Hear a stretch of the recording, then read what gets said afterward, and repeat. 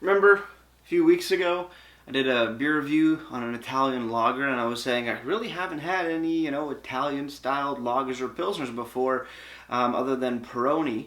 And I found another one. Maybe they're going to be popping up more. I'm not too sure, but there was a lot less time between my discovery of Peroni and the Italian lager from Mascot, and then this one right here. So let's see how the Italians do it, even though it's still a Canadian brewery.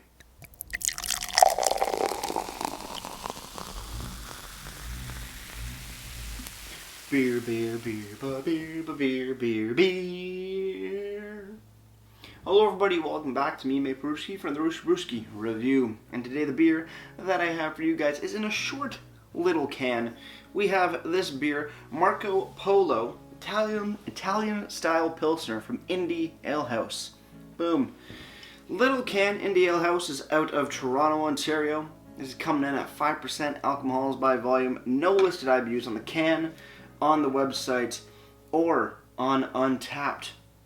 So without further ado, let's crack this bad boy open. If I can get it. There we go. And let's see what we got. Nickelbrook pint glass. Because why not?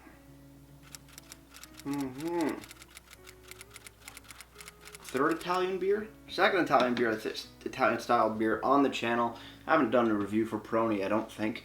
But hey, here we are. Nice golden color indeed. Slight bit of haze, not too much. Nice white head on top. Sorry about the camera's colors. I don't know what's going on, but I'll figure it out sooner or later. On the nose.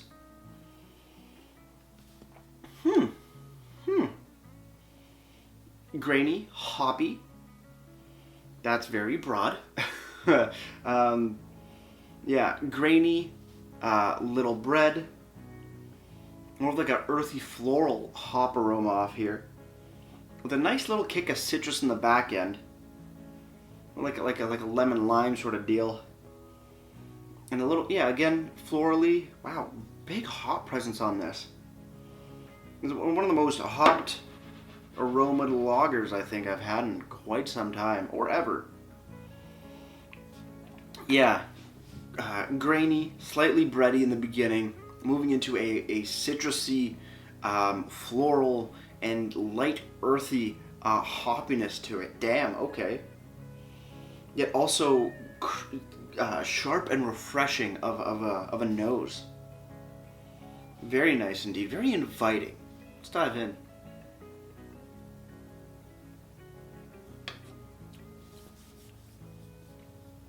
On the flavor, okay. Clean and crisp right at the end. I don't know why I'm starting at the end, but I am. In the middle, though, they're, wow, what is that? That is interesting. Sorry, I need one more sip. Forgive me. Don't forgive me. Let's just do it. Cheers, everybody. Well, let's keep on drinking. I gotta wrap my head around this one here.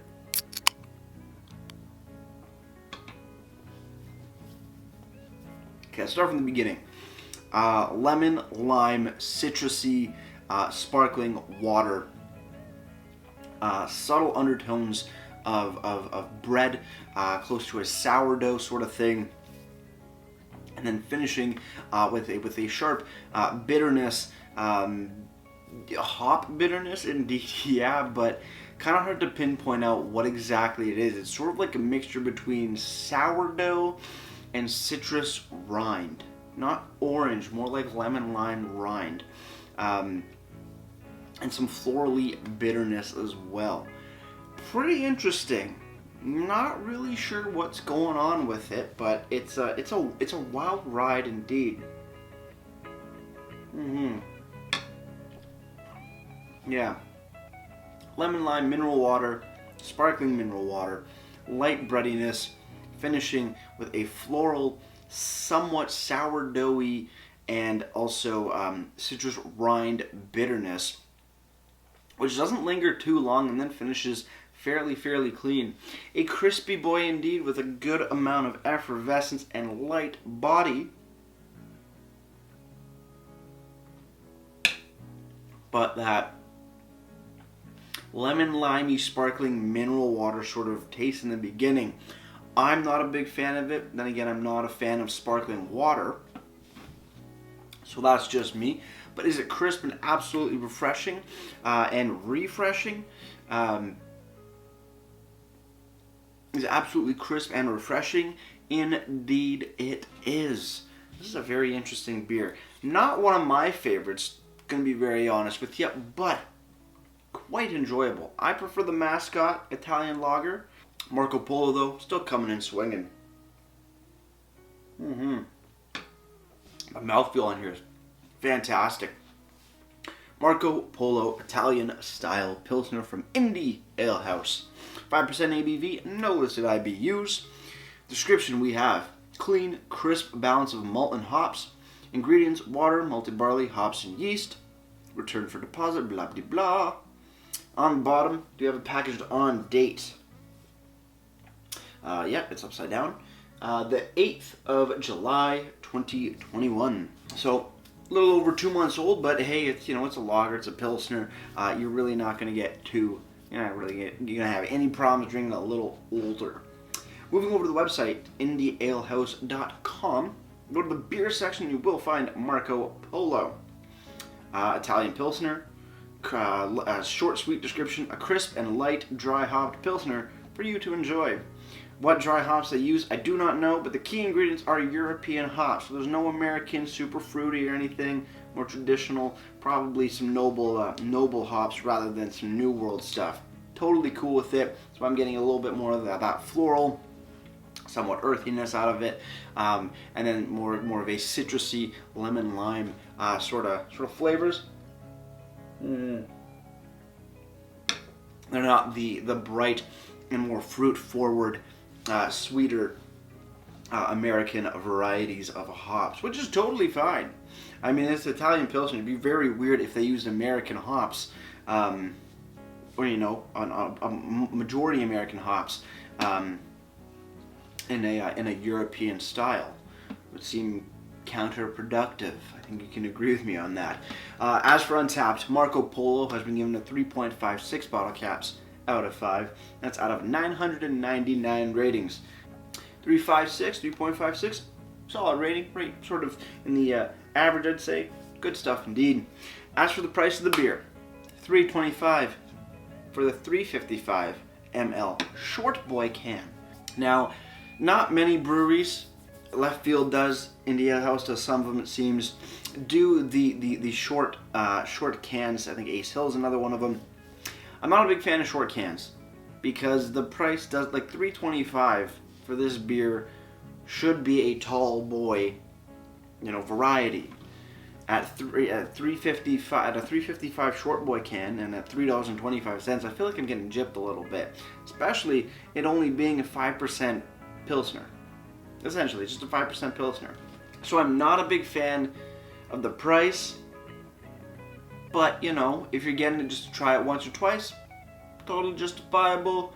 I prefer other beers around the same price range, and you get a bigger can, but that's just me. Not saying it's a bad beer. It's just a little pricey, in my opinion.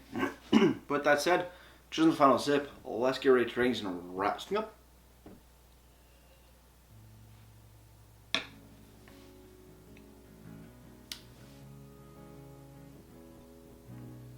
Indie Ale House Marco Polo Italian Pilsner.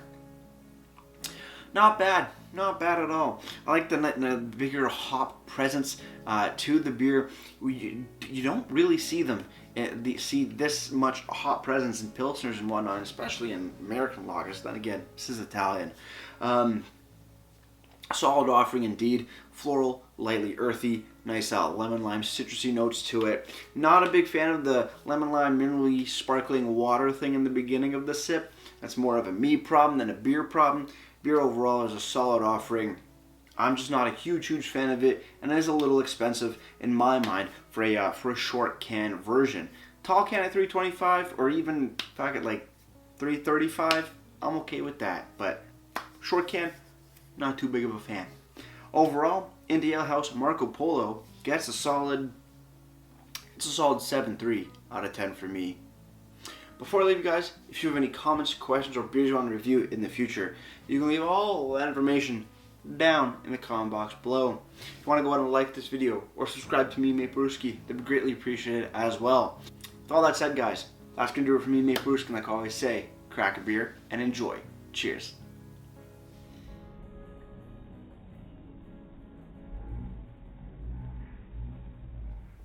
Marco. Now you say Polo. I'm trying to find you. I'm really not. I'm just trying to enjoy a beer.